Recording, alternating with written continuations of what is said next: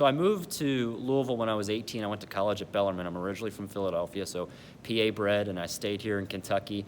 I work at Churchill Downs, and I got this job 7 derbies ago, and I work in publicity here at the track, and I really didn't know what horse racing was until I moved down here, and I moved to Kentucky just to go to college, but then the fall meet of 2008, my friend said, hey, you got to go out to Churchill Downs and see what it's like. And so we we came to the track one day, and I said, oh man, I can gamble on this? This is really cool. But I never really put my feet into the contest world until this past spring at Keeneland. I played in the Keeneland Grade 1 Gamble. I know it was always a good contest. I would go down there for a couple of their previous contests with some friends and watch them play, but never really, had the determination to put up the money and play in it. And so I decided to. I saved up for it and played in this year's contest. I finished 3rd to get a BCBC and an NHC spot, so this will be my first year for the NHC, and it's a very different world than the regular gambling world that I'm used to in the contest world, but it's a lot more fun, and I think you can use your brain a little bit differently in the contest world, which I like. Yeah, essentially what I've been doing since the start of the new year when really Gulfstreams meet,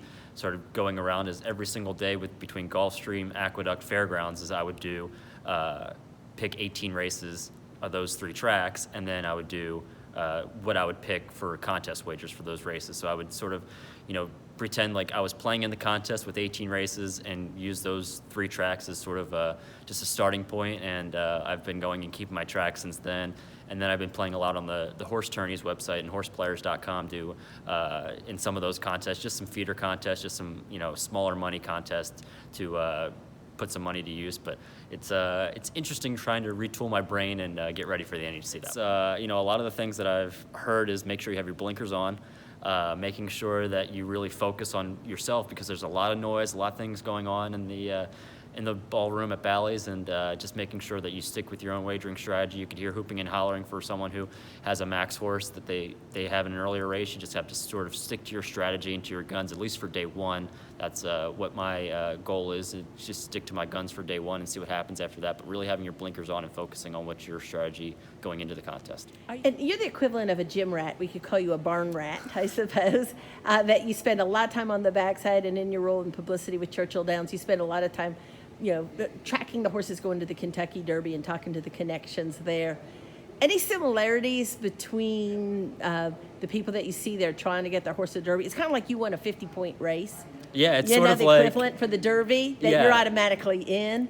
Yeah, it's sort of like, I'm going up against the Todd Pletchers and the Bob Baffers of the world who have a million horses that they're qualifying, and they're used to this, and I'm sort of the new guy, so I got to take that strategy and just sort of stick with my own guns, but make sure you look at those that have done well and the multi-year qualifiers that are out there that know what they're doing to, sort of use what they do that gets them out there every year, and for them to do well, and sort of stick to what you got there, stick to your own methods that got you there in the first place. We're all horse racing fans when we come into this game, and especially those of us who had the gambling bug that, we're still horse racing fans to the core, and so being out there in an event like this with, 500 plus horse players and fans of the sport of horse racing, I think it's sort of cool to get with that type of group that's out there, the more passionate gambling fans, and so that's what I'm really looking forward to getting to see some of those guys out there, some of the guys that I don't know personally, but have seen on the social media worlds and in the contest worlds that I really respect their opinions and their handicapping advice. So it's really sort of cool to be part of this event that you get to,